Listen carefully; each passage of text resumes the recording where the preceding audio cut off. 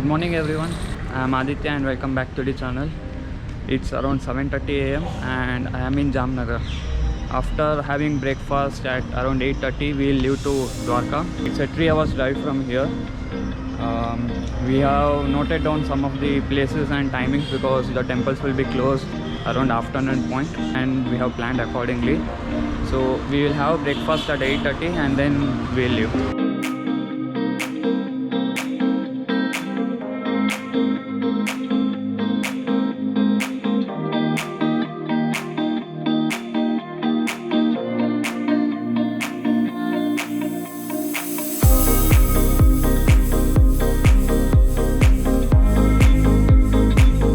Dwarka, it's 12:15.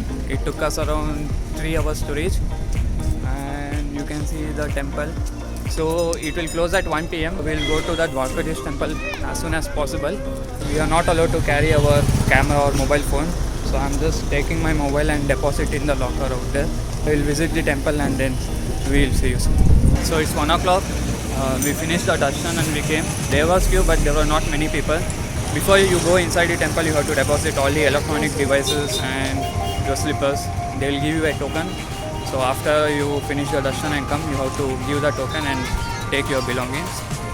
So right now we'll go to hotel and we'll keep our luggage. Then we'll check out the timings for Nageshwar temple, which is a little bit far away, and even the Bet Dwarka. So we'll find the timings about that and then we will proceed to the temple. So after 5 minutes of drive, we came to our hotel. We had our lunch. Time is 3 o'clock now. So we will be going to Bet Dwarka. In online I read that it is open from 3 to 6. But in other places that it will be open from 5 o'clock. Maybe the timings is due to the summer and winter season. So hopefully it will be open now. So anyway, we'll go there and we'll check it out.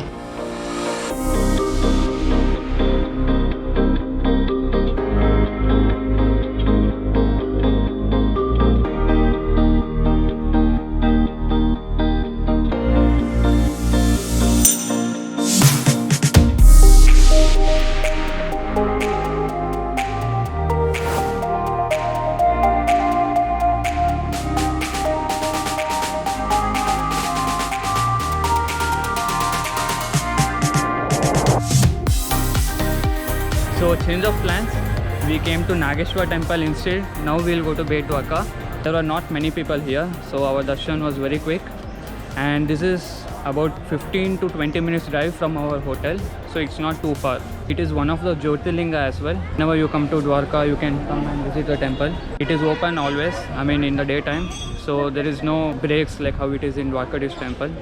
So whenever you come and whenever you are on the way to Bet Dwarka, you can come and pay your respects. From here, the drive to Bet Dwarka is around 30 minutes. So we won't be actually going to Bet Dwarka, but we will be instead going to Okha. From there, we will be taking a ferry ride. The bridge construction is going on. It's still not yet completed. So we have to drive till the Okha and from there we have to take a ferry ride.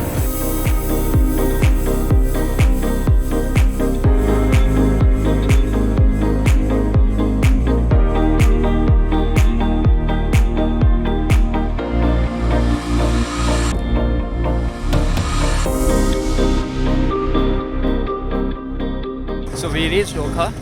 It just took around 20 to 25 minutes from the Nageshwar temple. We read in online that mobile phones and electronic devices are not allowed. We have to keep it in a counter and then we have to go. So I didn't want to take risk and I left my camera in the car.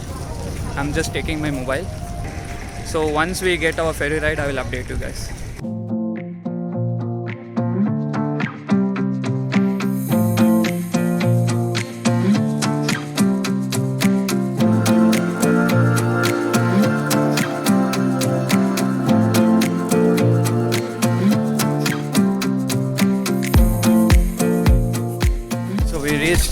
Bet Dwarka. It took around 22 minutes in the ferry ride. So now we will go and visit the temple and leave as soon as possible because once it gets late, many people will come and the ferry will be more crowded like how it was now. So we visited the Bet Dwarka temple and now we are going to the ferry. It was very crowded. It took us at least half an hour to visit just the Krishna idol. There is even other temples like Hanuman and all, but we are not going since it is very crowded. and there is no social distancing or mask or anything like that. If you want to go to Hanuman temple, you have to hire an auto because it is pretty far. Once you get down from ferry, you have to walk for at least 15 minutes. There are no steps, it's just slope, and then you have to deposit your mobile camera and electronic devices, and then you can go inside the temple. The ferry ride was 20 rupees per person. If you want to book a private ferry, I think it will take at least 4,000 to 5,000. Maybe if you negotiate, they will come down. That is the bridge which they are constructing, so that traveling can be done through car instead of the ferry. That will also reduce the time because ferry takes at least 25 minutes to come. So it will even reduce the traffic and the time. You can see on that side the bridge is completed. So it starts from there. But this side they have just laid out the pillars. We finally came back. The ferry ride was still awful. It was too much crowded and no one was wearing masks.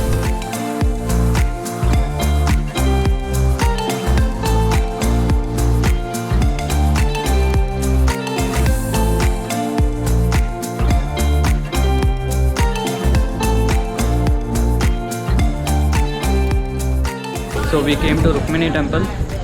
It is around 6:30 now. We just finished visiting Rukmini temple. So the timing is open always. It will close at 8 p.m. If you go to Bet Dwarka while coming back, you can visit the temple and go to your rooms. So there is a very nice story behind this. So Krishna offered sage Durvasa to his home for having food and water. The sage said that if both Krishna and Rukmini offers the food themselves, he will come. So that's why Krishna came. He and Rukmini goddess brought the sage along with them. On the way, goddess got tired, so she asked for water, and while quenching her thirst, goddess did not offer the sage water first. She drank it herself. So the sage got insulted by this and cursed that she would always live separately from the Lord Krishna. So that's why if you see around the temple, there is no farmlands, there is nothing. It is very dry. So because of the curse, nothing grows near this place. So that is the story behind this. I was able to catch some of this stuff when the priest was explaining. So we finished visiting Rukmini temple and we came here to drink some tea. Coming to the crowd in Dwarkadish temple was there, but it was manageable. And coming to the crowd in Rukmini temple and Nageshwar temple, so it was pretty much less, and even the queue was very well maintained. But the crowd in Bet Dwarka was more, and even there was no form of any queue. People were just rushing in. So we just finished our tea here. Now we'll be going to Triveni Sangam. I don't know how much we'll be able to see because it is already dark. Our driver told there is a bridge near Dwarkadish temple which will be lit now. It will look nice. Near there only even the Triveni Sangam is there. So we'll be going there. I don't know if you are able to see, but that is the Dwarkadish temple. We came here in the morning as well. Actually there is a bridge right there. Our driver told the lighting will be good in the night. That's why we came here just now, but they have not lightened it. We managed to visit all the 4 temples today itself. Originally we had planned to come to Sri Dwarkadish temple tomorrow. To our luck, as soon as we came, we were able to go to the temple because the temple closes at 1 p.m. and we came I think around 12 or 12:15 like that. The Nageshwar temple and Rukmini temple will be open throughout the day.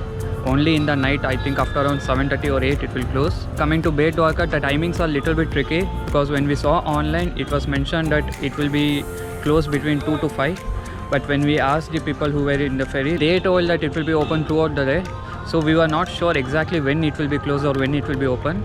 So I think it will be safe to come between 9 to 12 or 1 to 4. So between these timings, if you come, it will be safe and you will be able to visit the temple. This is it for now. I'll just go near the bridge and see if I can see something in this dark. Otherwise, we'll just go back, have dinner and rest for the day. Tomorrow we'll be leaving for Junagadh. Since we covered all the 4 temples today, we will leave a little bit early tomorrow to Junagadh. I hope this video will be useful for you guys if you are planning to come to Dwarka or planning your itinerary. I hope it will be a good reference for you guys. So thank you for watching. If you like the video, give a thumbs up and subscribe to the channel and leave a comment. If you don't like, please leave a comment about what you don't like about it so that we can improve. So yeah, thank you for watching and see you tomorrow.